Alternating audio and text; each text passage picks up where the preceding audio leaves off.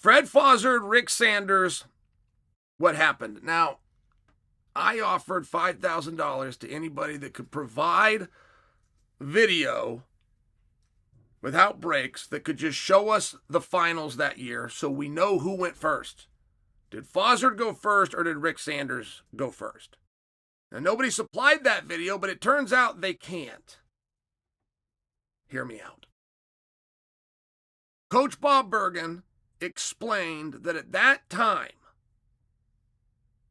there was not, this is 1969, there was not a finals. They went off of bad points and it got reduced to a round robin.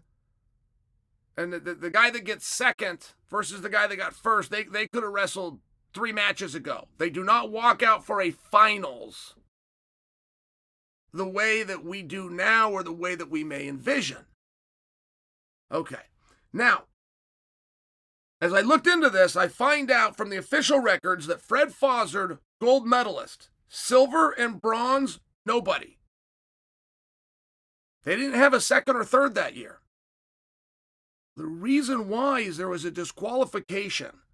Because of bad points, the Soviet, they believe, worked something out with the opponent, I think it was the German, but it worked something out so that mathematically, and it would take the championship away from Fozzard. I'm imagining giving it to the Soviet, but I'm only sharing with you, they got caught.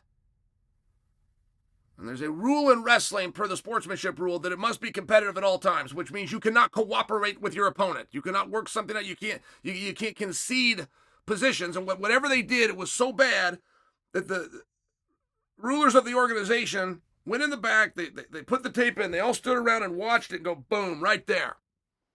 Whatever the guy did, however he conceded, or maybe he said something subsequent to my point, because I don't have that information, the bottom line, they threw them both out.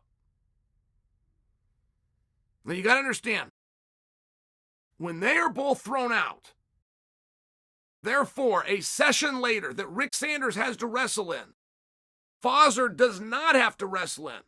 Fozzard does not have to wrestle in it because it's already concluded.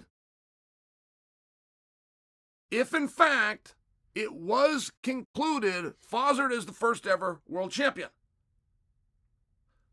Problem is that's being disputed. Right now, and we're looking into this right now. Okay, but my investigation will continue. I will get to the bottom of it. I'm just updating you of some of the roadblocks that I've ran into. So, what they're arguing is that while it was suspected and while it was looked at, it was a very long and drawn-out process. It was objected. The Soviets were fighting it. And therefore, it wasn't as simple as somebody seeing something, throwing them out and concluding it. It got drawn on. Now, ultimately, the way it was resolved, which is Fred is done, Fred is gold medalist. While that decision is based on something that happened way back here, that's not how you conclude a bracket. So if this decision was not made until later, and that then brought resolution to the bracket, and that is after Rick Sanders wrestled, then the history books have it right. And we're finding that out. We're finding that out, and we're looking into that right now. Joe Corso, Bobby Douglas, there are guys that are looking into this right now. Bob Bizarre remembers this very well. And he remembered the Soviet. He remembered the guys that cheated. He remembered Sanders' finals match. He remembered when Fozzard was recognized and why Fozzard wasn't up that session. But he said, hey, look, this isn't a memory issue of how long that process was drawn out. So I never knew. I was never given that piece of information, what was going on in the bracket room, where the Americans sitting down, where the Russians trying to come up with money. It was, I believe it was a German. Were they fighting back? Like he said, I never had that information.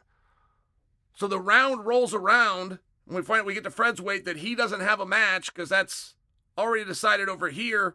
Sanders is already done. In my mind, when we were informed is when it all happened. In which case Sanders had gone first. But it's a big deal. It's a big deal. And the investigation continues. We will have, ultimately, Fred Fozzard in here. He will come and speak and tell his side based on his memory. There's a number of historical events that get reported one way and weren't that way, but there's not evidence. And therefore, in the lack of evidence, you've got to go with the story that, right? It's one of these things. I will tell you this. I will not be bought. I will not be silenced. I will follow the facts of this case wherever they take me. Justice will prevail, and above all else, nobody is above Chael's law.